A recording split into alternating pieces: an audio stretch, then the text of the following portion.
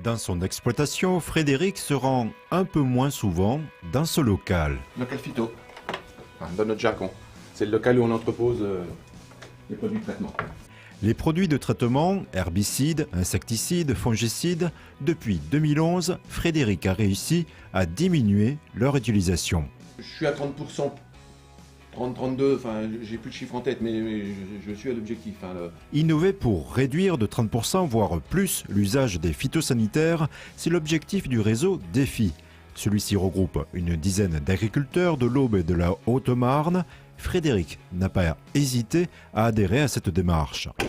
Enfin, si je devais faire l'agriculture comme je la faisais là 30 ans, intellectuellement, moi, ça n'irait pas, quoi. Je veux dire, ça va vite me gaver. Donc le fait d'être en groupe et de discuter ce que font les uns les autres, ce qui marche pas, pourquoi tu fais comme ça, et pourquoi tu... Voilà, c'est ça qui est intéressant. En fait, c'est une évolution de groupe, et après, chacun, personnellement, sur son exploitation, met en pratique ce qu'il a envie de faire, selon ses moyens, selon son exploitation, selon la main-d'œuvre qui est disponible sur l'exploitation.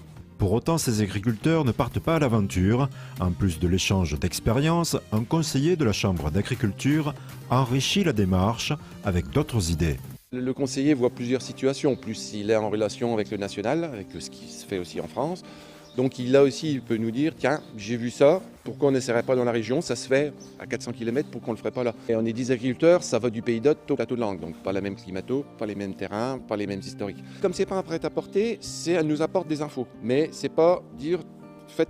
C'est un guide pour sentir ce qu'il voit, ce qu'il ressent, voilà. Puis un peu pour nous titiller en disant, là, pourquoi tu ne vas pas plus loin, voilà. Rotation entre cultures, décalage des dates de semis, binage, chaque solution permet d'éviter un peu plus l'usage de phytosanitaires. Un binage, c'est 2 arrosages. Si vous coupez sur 2 cm, vous coupez le fil de l'eau. Donc c'est-à-dire que l'eau ne s'évaporera beaucoup moins, elle va rester dans le sol. Donc comme c'est pour des cultures d'été, c'est très intéressant. Puis le côté des herbages, quoi.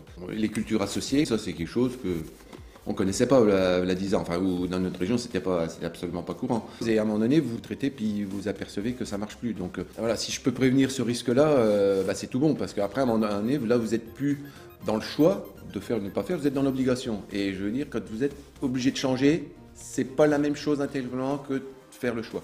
Autre choix du réseau DEFI, s'ouvrir à des publics en dehors du groupe. Ça fait partie de la mission du groupe DEFI, c'est de communiquer envers nos collègues agriculteurs et aussi pour le grand public. Je sais qu'un agriculteur en Haute-Marne, Alexandre Dormois, a reçu déjà 1 ou 2 fois des lycées sur son exploitation pour expliquer sa démarche, expliquer où il en était, ce qu'il en pensait et ses motivations. Montrer que ça marche. Voilà. Ça marche et Frédéric préserve sa motivation intacte. Son objectif, pourquoi pas, moins 35, moins 40% de produits phytosanitaires.